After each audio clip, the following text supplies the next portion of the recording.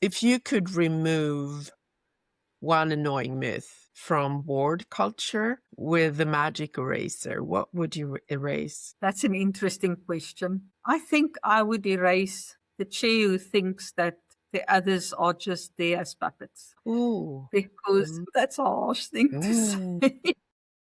but good But one.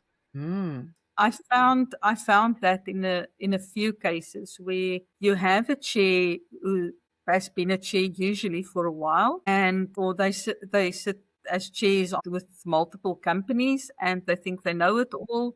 They come in, they want to say how everything needs to be done, and they don't listen. They don't hear the voices in the room. So why is there a board? Why aren't they just an advisor to the company? And what happens with those chairs, what I find is the biggest problem actually is that they put the others off of board service, because the rest of the board don't feel like they belong.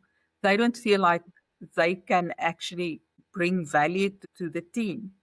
And a board is a team. If they don't have a team culture, if they can't work together as a team, they are ineffective. And if I can erase those chairs, there are wonderful chairs out there. Some of my clients are the most amazing chairs who lift up not just the company, but their whole board. They inspire the others. That's the type of chair they need to be.